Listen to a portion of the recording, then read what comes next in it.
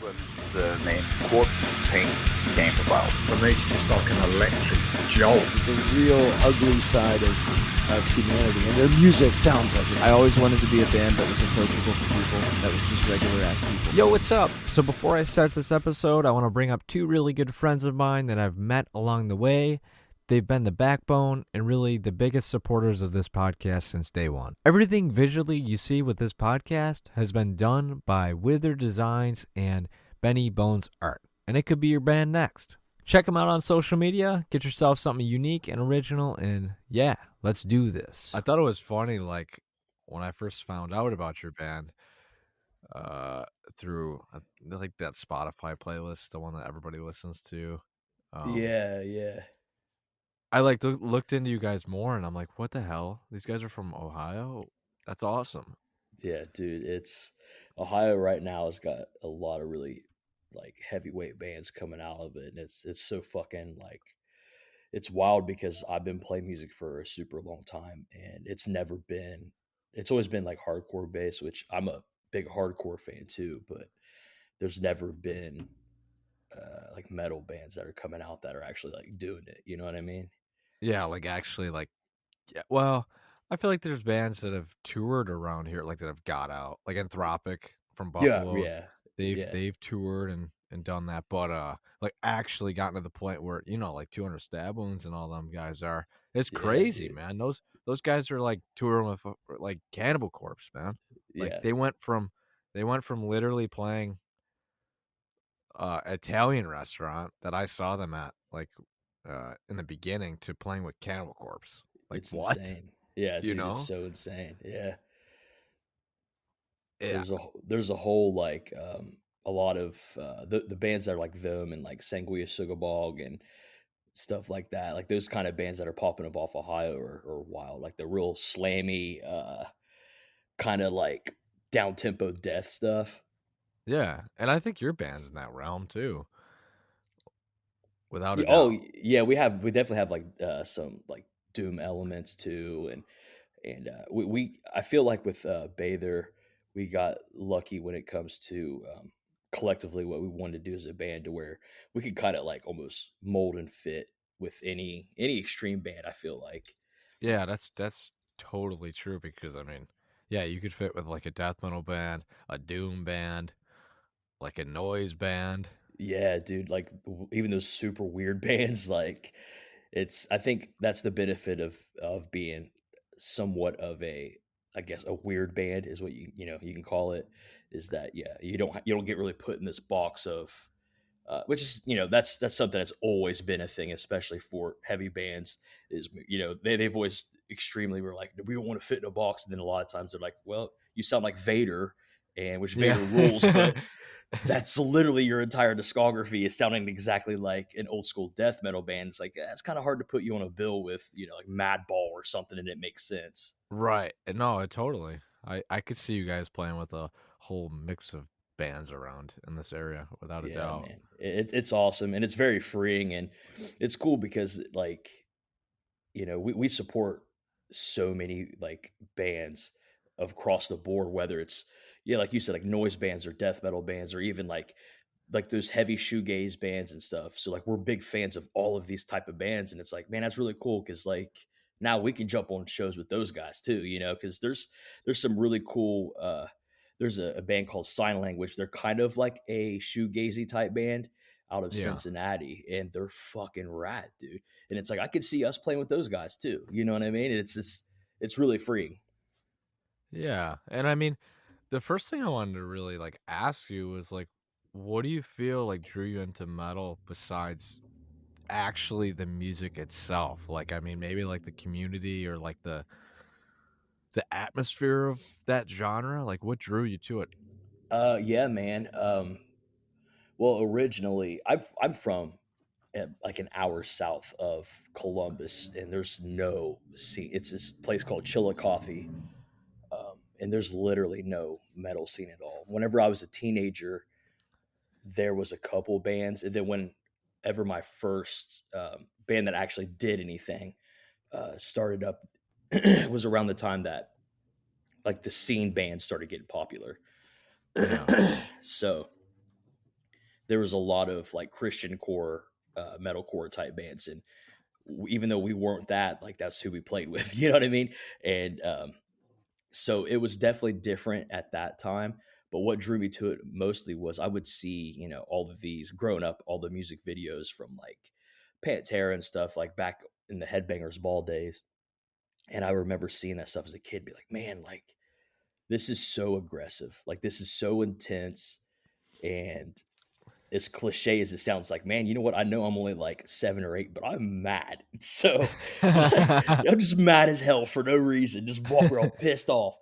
And it just made sense, and I grew up listening to a mix of extreme music, like, at the time, like Pantera and the early Metallicas, and because my dad was into that stuff, Right. hair metal and stuff. And like, then on the side of kind of weirdness, my mom listened to a lot of, she was real big into country and like pop music. So I grew up with that weird mix. And it just so happened to, as I developed through teenage years of, starting bands and playing in bands and writing music, that those weird influences somehow popped up. And that's why there is some sort of like, almost like a hookiness to Yeah. Bather into like writings and stuff.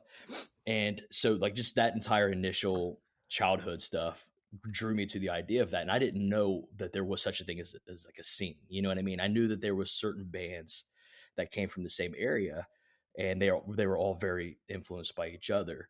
And then when I got old enough to be able to play out, like at like 19, I think, is when my first death metal band started playing out. And that's when I started like in Columbus. I was like, man, like this is weird. Like I didn't know that I would meet people and they would be like into the same stuff. You know what I mean? The community of it, because Chillicothe didn't have that at all, Yeah. literally Oh at yeah. all. It's that literally sounds like when I talk to guys from like Texas and Arizona and stuff like that. They're just like, yeah, there really isn't like venues and like, that Dude, structure. Like they have to absolutely. drive for it, you know?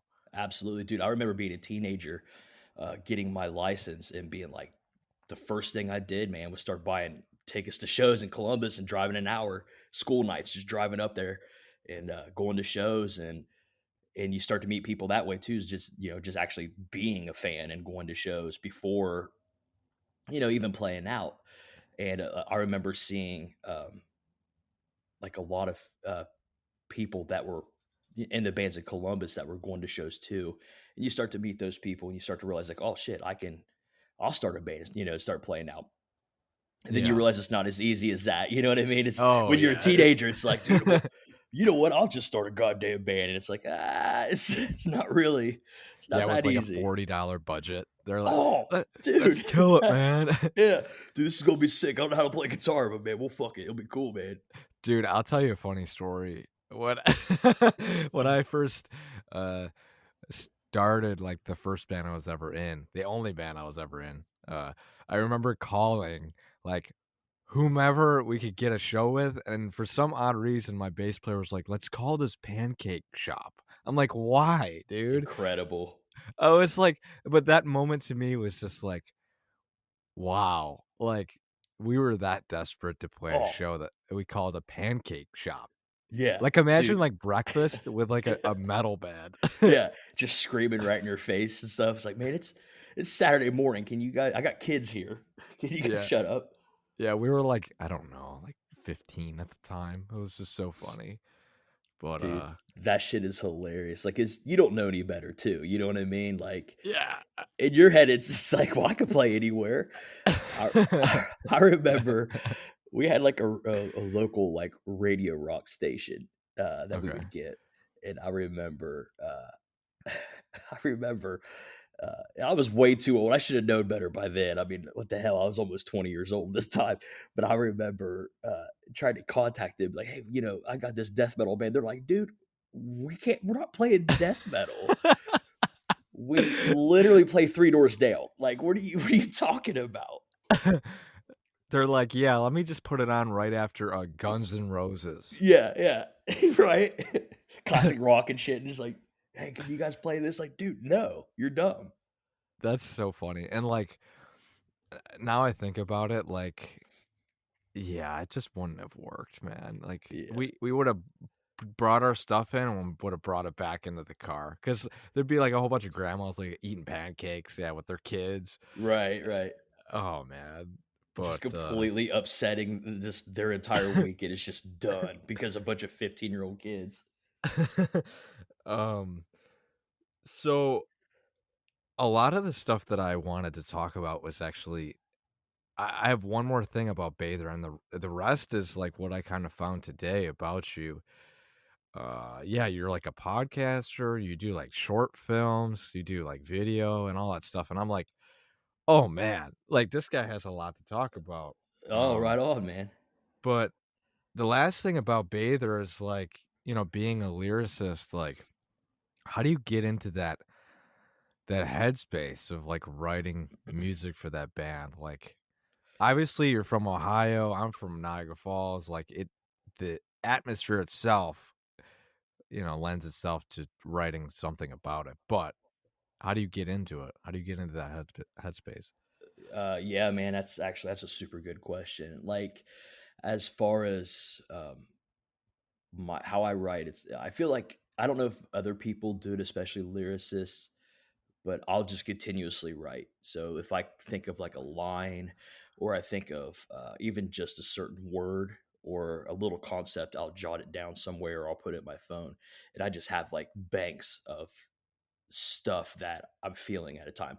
We can be just wrapped up with a record, just fresh out the studio, and if I think of something on the way home, I'll throw it in my phone. And where I live, you don't think it would, but it influences a lot of, especially for me, because I write a lot of, depressing music, whether it is Bather or Nash or any of those other projects, Red Temple Prey. It's all very dreary and depressing stuff, man. And I live in a town that is it's a not the best, man. It's pretty dreary in itself, and I didn't think that it would have an influence on my writing, but you can clearly see over Uh-huh. the years when it got worse and worse and worse. Um, Southern Ohio is real bad with like super bad with heroin and opiates and all that stuff. Right. And so it's when I say that you can walk out the door at Chillicothe in the middle of the day and there's people like laying on the street, like I'm legitimately, you wouldn't think that because it's just like a smaller town in Ohio, Yeah. but it's bad, man. And it's gotten worse over the years. And with especially like recently with over the past couple of years with like COVID and being trapped in my apartment and some stuff that my dad passed away and there's all kinds of stuff and it's just like really bled over into amplifying how I feel on a usual basis, like Mhm. how I normally feel is kind of like on steroids now. And I've been getting a lot of, you know, inspiration that way. And it's just been, unfortunately, it sucks to be around all this stuff, but it does, kind of helps, man, and I hate to say that because I don't want anybody to suffer, but being around a bunch of people suffering seems like it's, really, really giving me a lot of material to work with, and so Oh yeah. atmosphere, definitely, dude. Atmosphere is has been playing a real big factor in my writing. Yeah, I mean, I was just driving down I'm starting another documentary and I was driving down uh just Niagara Falls because I was like, I want to film some parts in which I could portray what you're talking about, but in my film. And I was like, Niagara Falls is like the perfect spot because that expression of just people like, nobody being on the streets and like a lot of things like foreclosed. Like I think that's what feeds a lot of these bands around here, man. Like, Dude, I agree fully, man. It's especially when you watch it go from one thing to another. Like when you yeah, watch it happen in real time, it's just like, oh man, like you can't help but to be influenced by um, that type of thing. yeah. Like I literally saw like when I was a kid, I used to go to it was called Rapids Theater. It was like the big place where all the bigger bands used to play. Right. And I haven't been like around that area in a couple years. And I used to go to like, like typical McDonald's, KFC, and the KFC was like boarded up. I'm like, how does the KFC go out of business? Right, dude. Like in Niagara Falls, you know? And I guess what I'm trying to say is just the fact that, yeah, I think that me and you both are realizing this, especially being like, artists, videographers. Dude, yeah, You tend to look at things absolutely. differently, you know? Yeah, especially if you are dabbling in anything that's visual, dude. Yeah. Like, that's the perfect. Yeah, I mean, it's like I said, it sucks, but I agree fully with you. When you're a videographer, photographer, anybody that's in any type of visual artistic field, it's your eyes become sponges, man. You just watch it happen. You're just like, dude. Especially like like you said, you went to that KFC and you're just like, dude, what the hell? Like, how did this get boarded up? This is just a place. You know what I mean? Right. And Like it's a place that is literally a chain, you know what I mean? dude, Like how right? Yeah, a like successful chain, right? it's a very successful chain. Um but yeah, it's pretty eye-opening. But um yeah, so I want to bring up like your talents within photography and video. Um you know, tracing back to the very beginnings of that, I noticed a lot of like black and white portraits. You did like a short horror film, um, and a whole bunch of stuff, man. And I wanted to trace it back to the first ever uh, occasion or moment where you picked up that camera or like you got it, Right, right. Um, I s- I'm trying to think when it was. I started shooting. I want to say about 10 years ago.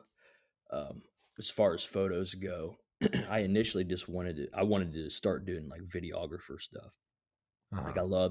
I loved music videos, and even though can't stand on a skateboard whatsoever, all my friends were into skateboarding, so I was seeing skate videos, and it's Oh, that's super, awesome. yeah, dude, and that stuff was super influential on me, like especially like in my my mid 20s, when I started like living with just other friends that weren't in bands and everything, and seeing what they're into. And I've always been around that type of stuff because Nicky, my brother, he's also the guitar player Bather. Growing up, he was like, super into the skate culture, so I remember seeing all that stuff, but I never really paid attention to it. But there was something about whenever I got older and I was able to understand what was going on visually when I was seeing that stuff, man, it was like, dude, I want to start doing like videos of something. I like video. Well, I was going through like a really, really depressed time. And a buddy of mine, my roommate at the time, sorry, who's like a really, really popular photographer now, he was like, dude, have you ever thought about just like shooting around like photos and stuff? And I was like, I don't know, man. I don't even know if that's something that I can kind of wrap my head around. So Yeah. I picked up a camera. I bought one, a 35 millimeter, and I kind of just got hooked, man. Even through the like initial trying to learn it and the frustration of trying to figure out how cameras work and everything, Oh yeah. Yeah. dude. It's like a Because yeah, puzzle. it's like a super big, especially when you go back and forth between like film and digital, different formats of film, and then you know different everything that comes with video, and it's a whole nother thing. But yeah, man, and I just picked it up and I started shooting. And I think what initially hooked me the most was like I started out doing the whole almost like college class type stuff. You know what I mean? Like, okay, we need you to go take pictures of flowers, kind of thing. And I was Yeah. just practicing getting an eye for stuff. But what really got me stuck to it was when I would do the like candid shots of my bands doing stuff like Oh, okay. from the outside, like shooting portraits of people at shows. Like I never got into like a live band photography. That was never my thing. I did it a couple times, but I felt like there was enough of those guys already.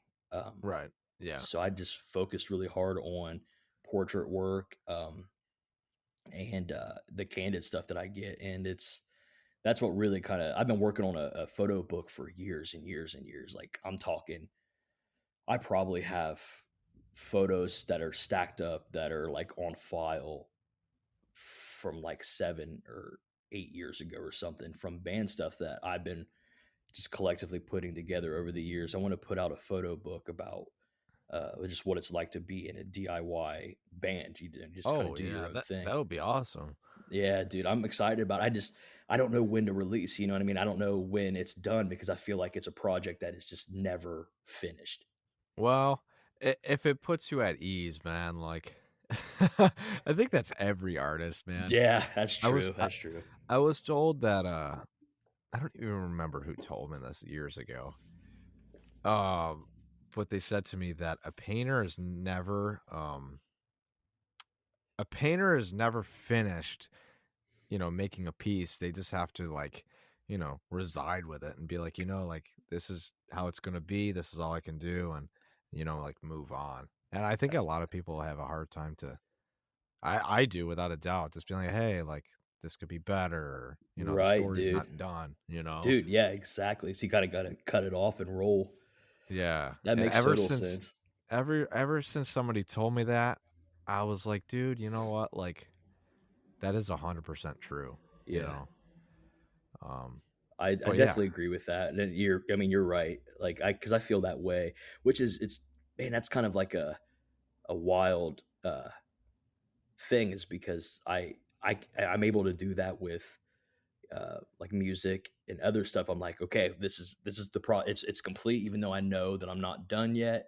This is yeah. what the complete work is. But this thing is this book. I think it might be because I feel like I'm not done in that field yet. You know what I mean? Oh yeah. I mean Like that's probably it. I mean, yeah, like I don't know if you know the band Mizmor. huh? Um, Oh wait, uh, I think so. Yeah. yeah, Mizmor is like a very I want to call them negative, but they're just like a very atmospheric black metal band from Okay. and basically he made a photo book and he just dropped it like a few months ago, and I thought it was the coolest thing because I was like, wow, like that's really neat because all you see of these musicians nowadays is like, the shirts. What else they got? Like the shirts, the patches, the Yeah, CDs. dude. But, you know, it's more like if you want to know more about the band, I think a photo book would really capture Dude, like, you know. absolutely. That's I'm gonna have to look that up because I didn't know that that was a thing, and that's really cool. That's something that I've thought about myself doing, like almost like a side um, piece that you can do for yeah, like you said, like a merch piece that are like visual merch piece for the band where it is strictly just like, dude, this is weird and different. I want a copy of it. You know what I mean? That kind of thing. Yeah. Yeah, And I I'll thought send you the about doing link that right myself. after. Dude, yeah, I would love that. That is very cool. Maybe you can buy it and then gain inspiration to release yours. And like Absolutely, a man. couple months, you'll be like, hey, I have a book out. Check it Yeah. out. Send it to him, be like, "Hey, man, I ripped you off. I hope you don't mind." No. But yeah, so when you picked up that camera, what were your like feelings? I mean, at the time were you into music? I mean, Oh, yeah, or for sure, dude. It's super intimidating too whenever you pick this thing up and it's like, "Man, this is a vintage 35 millimeter camera." And, at this time it was like 2012, I think, yeah. ish, and I'm like, "It's 2012." And I'm looking at this like this is just some foreign like piece of uh uh machinery, you know what I mean? Like this is just there's Yeah. so many you know what I mean, and not understanding what any of it meant. And it was very intimidating. But then I think at the time I realized like, especially after having bands that had started that I thought were going to be more than what they were, then failing. Especially at that time, the band that I just got out of at that time, I felt like was supposed to be, was going to be bigger than what it was. Not supposed to be, but was going to. So I was used to things not working out exactly how I had it in my head at that time. So that Yeah. luckily kind of was like a cushion. But what when you get that first photo that is really good, that you look at and you're just like, man, like this is cool. And then somebody else says like, dude, that's actually kind of cool. Next thing you're in your head, you're just like, oh my God, dude, like let's go. I'll burn through an entire 30, 36 exposure roll to get one picture, and be Yeah. able to use it. And super intimidating at first, but I think after finding what I liked is what kind of really, really got me into like diving harder into it, trying other things and then realizing that it was it was something that was an experience that I could have, though I didn't have to share with other people if I didn't want to. And I know that might Right. come Right. off as a little bit selfish. No, no, no. I've heard that too, where like, yeah, photography and video, like Yeah, it's super Mizmore. personal. Yeah, Mizmore, the band I was talking about, Yeah. he said to me like he was just happy with creating art and just keeping it to himself. And then somebody was like, "Hey, this sounds really good. You better put it on Bandcamp, or I'm gonna be like irritated at you." So, Right, so, dude. so it clicked, and I just saw them at Psycho Las Vegas. You know what I Oh, mean? dude, you went to that? Yeah, Oh man, that is rad. That is very, very rad. but yeah, man, that's awesome. So you just went for it, like the whole Yeah. photo and video thing. Yeah, because I was in between bands at the time, and that was the first time I was in between bands since I was 19 years old, and I felt like I was lost, man. I was like, I'm not supposed to be not doing something artistic. Like, Right, I you're don't, like, "Let me go be a carpenter or dude, something." no kidding, right? Like, what am I going to do? Like, what the hell am I going to do? And so I was in between bands at the time, and yeah, like I said, it was super intimidating. But then when I realized that, like, man, I worship music. That has always been the one thing about my life that I was able to actually like. It made sense to me. Nothing academically growing up, dude. I was very, very, very bad, and a lot of Same. it came from dude. It's Same. so bad, Same. so bad, and a lot of it came from. I think I had like an like an undiagnosed learning disorder, right? Uh-huh. And so I had a real hard time. But for some reason, music made sense to me and making fun of stuff just made, just saying stupid shit and listening to like riffs and crowbar and shit. I was like, that makes sense to me. I can't count. I can't spell. I can tell you every single, every detail about whatever, band I was listening to at the time. Yeah. But then, that kind of, so I was like in this weird, it was almost like a pre-midlife crisis. Like, holy shit, man. Like the band that I thought that was going to get me out of this is done. And there's nothing I could do about it. What am I going to do?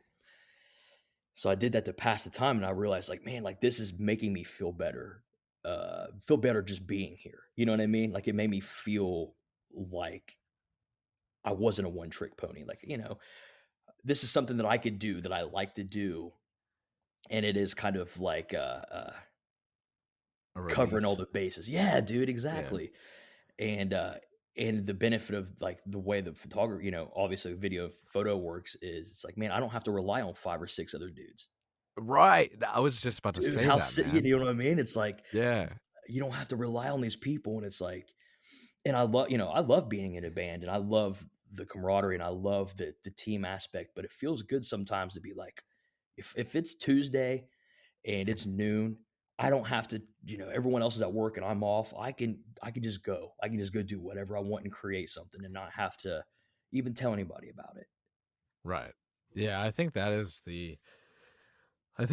definitely the upside of doing photography and video, because like you said, I mean, like you got that release of, creating something, but at the same Right. time, like, you didn't be like, "Hey, let's meet at the jam space," and then, Right, dude. like Yeah. 10 minutes later, like, "Hey man, I'm busy with my girlfriend. We're going on a Right. date."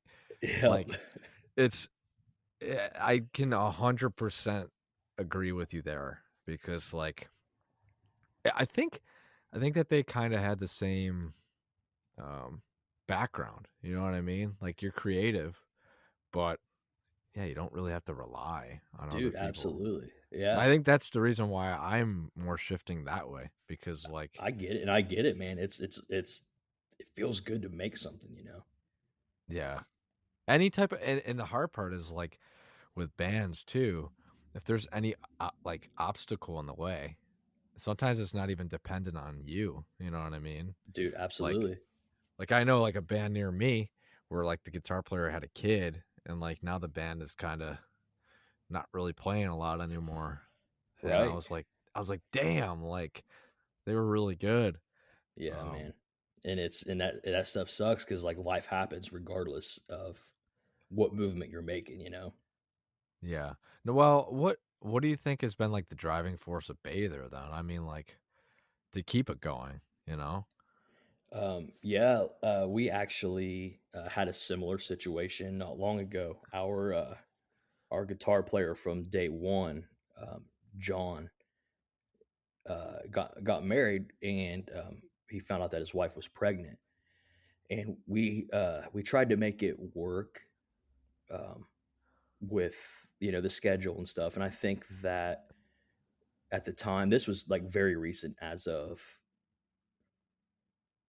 like late last year, early Yeah. this year, and we tried to make it work, and it was impossible, and I had a feeling that it was going to be a lot harder than what what John himself thought it was going to be. Luckily, everyone's cool. You know what I mean? There is no bad blood, and I still talk to John all the time. We live in the same city, Yeah. and he completely understands. He's like, dude, you're right. He's like, especially afterwards, whenever the baby came, and he was just like, dude, he was like, yeah, he's like, he's like that. There's no way that would have been able to work. And I'm like, yeah, man, it's a lot. It's a lot. I don't have kids myself, but I grew up around a lot of children. My mom ran a daycare my entire life, and I Okay. know, yeah, so I know how much time kids is Yeah. required for children. You know what I mean? And it's let alone when you have your own. I don't have any kids myself, and the rest of the guys in the bands don't have any. Um, Well, but that's that, a plus then, yeah. yeah, it's right, right. And but that was a similar situation where it was like we knew we weren't going to stop playing, but man, it really put a hold up in the band. Especially when we are in the process of writing a full length record, our full length record. Our first full length record. Um, Yeah. Probably and wanting we to tour in the future too. Oh, dude, absolutely. And he there's no way he could have toured, and we made the decision. We talked to him and everything, and it was a little heavy at first, but as expected.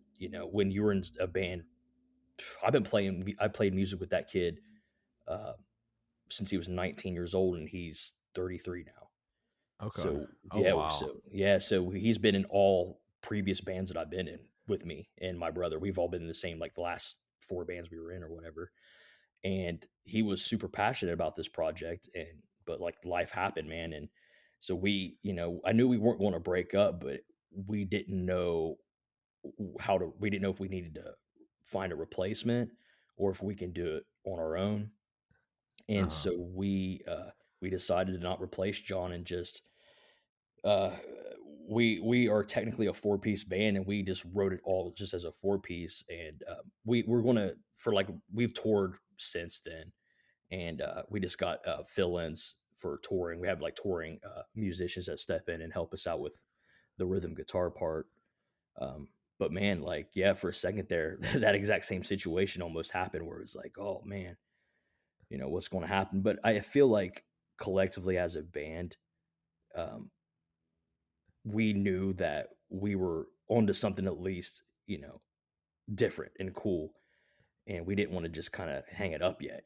So we gained momentum. We had a train rolling, and we wrote this full length, and it's not released yet or anything. We actually just got the pre-pros back from it, and I have never been happier for a piece of music in my life. It's wild, dude. It's wild to think that we went from being like, okay, what do we do now, to cranking Yeah, these like these songs out, dude. Like, something yeah, you're super proud of. all super proud of. And it's like, it's beefed up, man. It's some beefed up Bather shit. It hits everything that we've done previously as far as vibes and emotion goes, but like on 10, which plays into the whole the we were talking about earlier about how the atmosphere of your surroundings play into whatever you're writing at the time. That was a big part of it too, man. Oh Cutting yeah, ties with somebody that and was I so close was to. and the fact of like COVID too. Now I think Dude. about it. Yeah, because a lot of the themes of this record is isolation, man. And the during the time period of us being down with COVID, we found out my dad had cancer and he passed away, Oh man, literally that's out of horrible. nowhere. I'm sorry, man. I appreciate, man. Thank you. Yeah, it is a heavy situation because, you know, I'm locked up in my apartment during COVID because we can't do anything. We can't play out.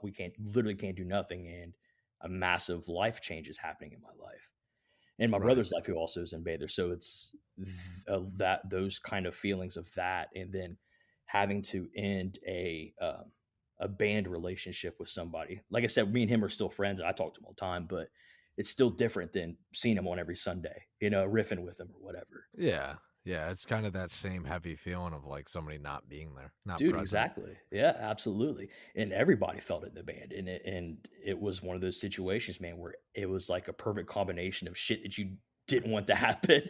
And it Yeah. really influenced the writing of this new Bather record and the feelings of all that stuff, dude. And you can see it in my photos too. Like if you look at my photos, they've gotten unintentionally a little bit heavier and darker. I post very little compared to what I used to. Uh, But the vibes are just different. I don't know. Just everything kind of shifts, man. And it bleeds over into your work, whether it's good or bad. yeah. Well, so let's talk about you just brought up your father. Hmm.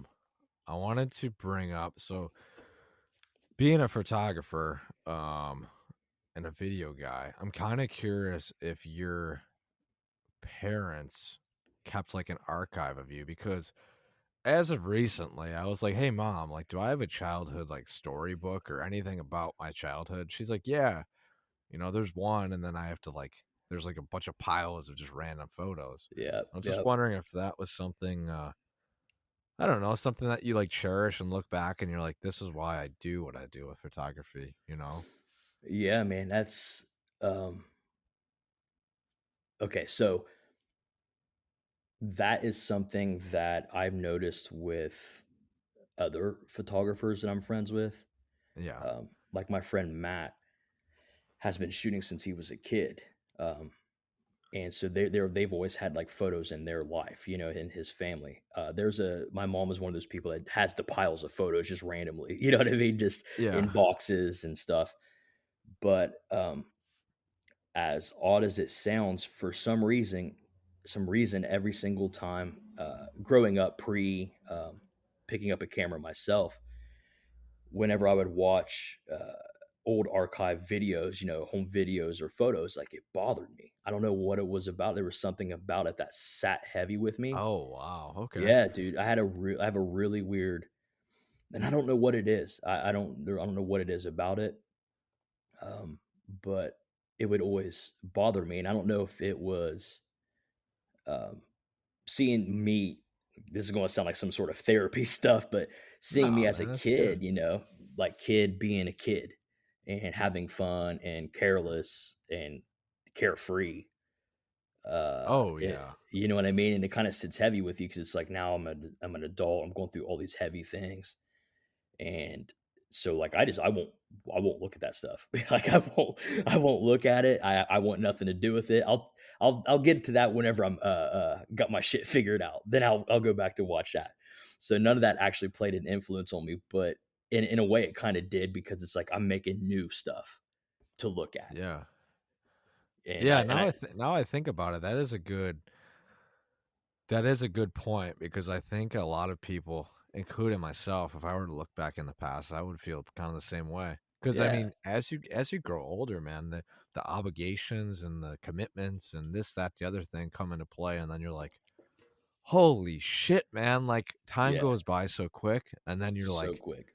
you're like, I wish I was 10 years old where I was just riding my bicycle and playing street hockey with my Dude, friends. right? You know what I mean? And like Yeah, absolutely.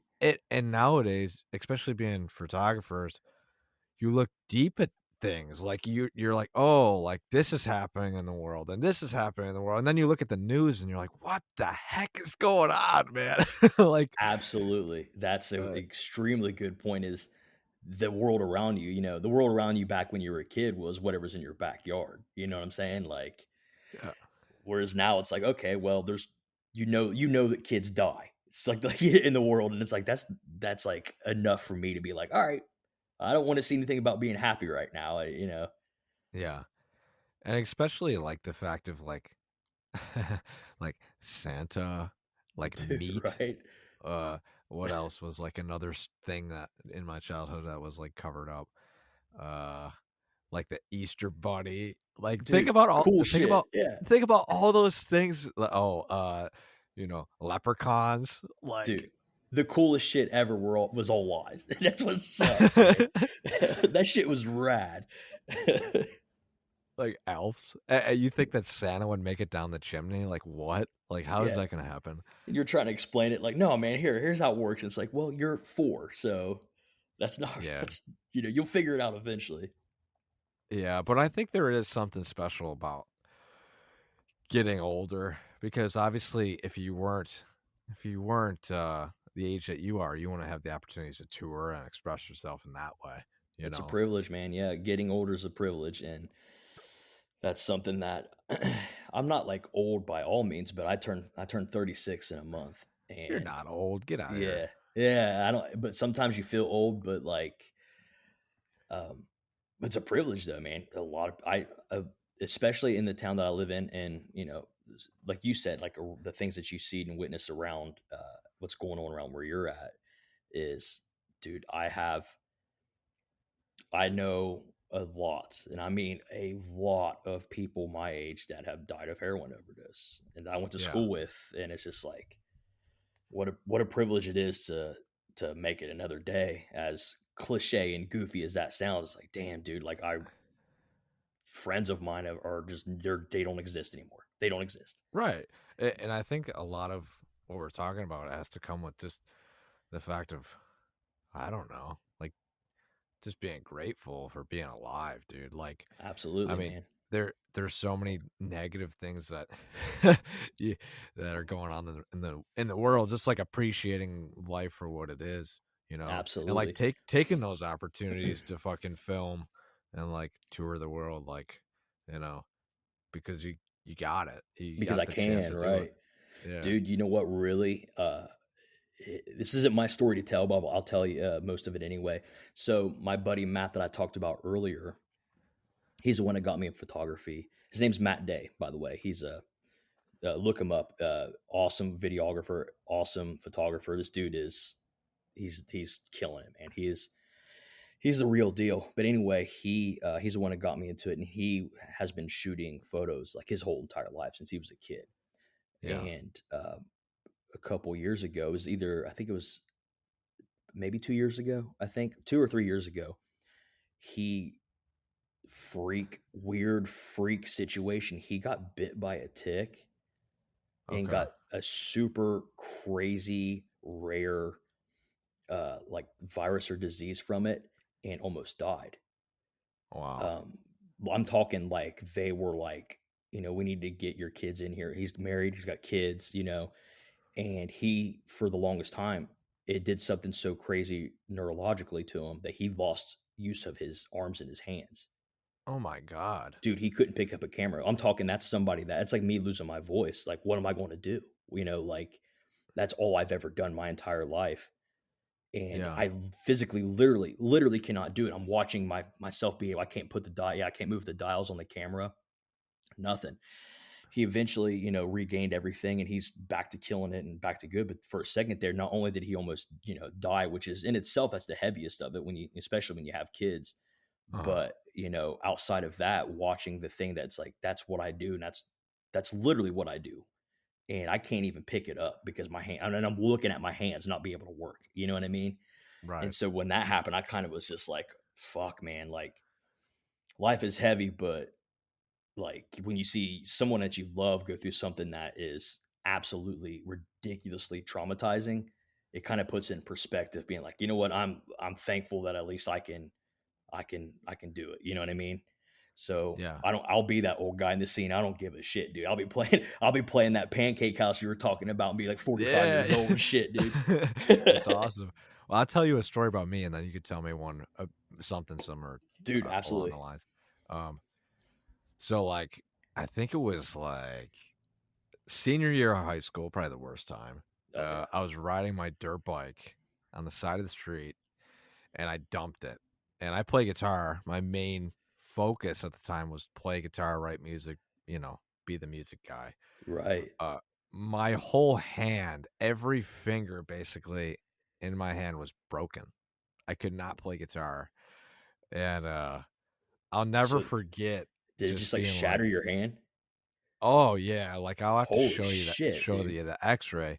Like my hand looked like it got like think about crumpling a piece of paper and then and then looking at that in an X-ray. Like that was my hand. Holy Um, shit. and yeah, man, that's a moment that I had where I realized like, holy like stuff can happen so quickly. Like yesterday, there was a deer that ran in front of me. Like I almost died. Like, I That mean, is nuts, dude. you know what I mean? Like, Yeah. give me an example where you were like, I'm grateful to be here another day to play with Bather and do The what you do. the closest thing that I have, luckily, I am a shut-in. So if anything's going to happen to me, it's going to happen in my house. So if a plane crashes, it's going to crash into my apartment. That's about as far as it's going to get when it comes to that. Yeah. But dude, the closest thing is I remember. I remember. I want to say it was my first extensive tour that I did. Okay. And right off the bat, dude, I hurt my voice. And I'm like, holy fuck, dude. Like, I can't even talk. I got to finish the rest of this tour and finish the tour, push through it, which I shouldn't have done because it is, that's a very, very dumb, dumb thing to do when you can barely even Yeah. talk. And then I get back and I couldn't do vocals for like months afterwards. Oh wow. So Okay. I like literally nothing was coming out. So I thought I like tore something. I thought something was messed up. I didn't know what to do. I eventually got everything back, but dude, it was scary because I really did thought that like, holy like crap, dude, like I'm done and I'm only, you know, 20 or 21 or 22 years old or something. So Uh-huh. that's about as far as it came. But I thought I like unintentionally hurt myself to where I wouldn't be able to do it anymore. And I can't play guitar. I can't do nothing like that. You know what I mean? So like I Oh can't man. recover from that. Dang. Yeah, that's definitely one thing that I give props to vocalists on tour because I'm like if you can get up there and do one of those 30-day um 30-day runs like Yeah. those big national bands like they have some serious uh I don't know, skills or Dude, methods or longevity and stuff, man, yeah. taking care of your voice. I found that you don't, I took vocal lessons for a while amid bands to kind of like strengthen my voice because so I'm in another band called Red Temple Pray, which is an alternative rock band that I do all clean vocals for. There is no screaming at all. It's all singing. And my biggest fear was that I was going to hurt myself in my extreme bands to where I can't do this other stuff that I want to do because I didn't never felt like like we said earlier, I never feel like I'm done. I want to do Yeah. more projects. I want to do different styles of bands. And so I was always afraid that was going to affect my clean singing. And whenever you kind of dip into that, you start to realize like I should probably take better care of myself just in general. So, Yeah, like warming hygiene. up. Oh yeah, dude. Yeah, like fucking taking care of your throat. Actually, eating better. Things like little teeny tiny things that you think wouldn't matter, like matter a lot. I used I seen there was like a photo of Demi Lovato, I think, or Ariana Grande, who was using one of these like machines that kind of like they shoot out vapor. It's like a respirator type thing. And Yeah. I got one, dude, and I used it on this last tour, and my voice has never sound better. Dude, it That's was awesome. insane. Yeah. Doing warm-ups, taking care of your voice, taking care of the instrument, man. I think our last tour was it was like 4 weeks. It was like a month. I don't know how long exactly. And I didn't lose my voice at all. Luckily, I haven't lost my voice doing vocals in some time, but that little period of time where I was not doing it correctly, it was scary, man, because I couldn't even couldn't talk to people. Got home from tour and spent a month trying to recover talking. Couldn't even speak. Wow. Yeah, Wha- man. So Dang. yeah. Um, so the last thing I want to bring up here is the podcast thing. We got a Hmm. podcast, and the last thing I wanted to bring up was, at the end of an episode, what do you think that you I don't know, what do you set out to do? What are you trying to achieve at the end of an episode? My main goal for my personal just podcasts in general, or my personal ones, Just any of them. any of them. Whenever I'm getting like an interview or I'm just talking to somebody on their podcast, my I feel like that the podcast went well if I'm able to like share stuff with them and then like get back and forth. You know what I mean? A Right. lot of a lot of interview type podcasts is they feel like they have to solely just hear from your side or what you have to say, Yeah. and which I understand because they feel like they don't want to disrespect the artist or person that they're talking to. But my favorite thing is whenever I can share the experience with somebody, the Right. conversation I can have. Like I Oh love yeah. that you came in with stories. I'm like, dude, like that's interesting. That's cool to me because it's not everything is about me, just despite what some of my ex girlfriends probably think that I feel, but not everything is about me. You know what I mean? And I love that about a podcast. But with my personal podcasts, I feel like the podcast is complete, and I feel like it is like I did the goal. The goal was to make people laugh, and Yeah. even though I can't hear it, like I tell, like my personal podcast, my solo podcast, Riffin' Ain't Easy. I Uh-huh. tell a lot of stories about being a kid, and a lot of stories of some of the dumb stuff that I've done, said, and embarrassing stories about myself, and try to bring a little bit of light to what it is to just be alive. You know what I mean? The goofy stuff that happens with Crazy from the Heat. It's me and my buddy, and kind of the same thing, but it's with more than just myself. So I get to see you know, what they have to say about stuff and just goofy stuff we talk about. And so that's like always the goal, like for me, for those podcasts, is just like laughing, and having Yeah. fun. And I think we're on the same headspace when it comes to podcasts too, because yeah, like you said, I mean, as a host, you want to be able to share stories too. Dude, Interview absolutely. interview podcasts are tough too, because sometimes it just depends on the personality. Some Right. guys like you are very easy to talk to and bring things up, but then sometimes you're like, "Oh man, like they're a legend. Like I don't want to talk about Dude, myself." absolutely. Yeah, I couldn't imagine. Yeah, I thought about that too because I considered to having people on one of my podcasts, my Riff Ain't Easy podcast, is like asking people to be on, but it's such a playful and fun environment that I don't want to, you know, bring on, Corpse Grinder and be like, "Hey, man, I remember one time when I was a kid." You know what I mean? Yeah, yeah, And that's what I mean. yeah, It, there's got to be like a balance, but at the same time, like I just know deep down, like you know, it's just be yourself. At the end of the day, absolutely. like that's kind of my goal with my podcast. Like I'm just trying to have a conversation, like uh and I don't even care if we're talking about our favorite donuts in the morning. Like I'm gonna share mine too. Come on, like Dude, right?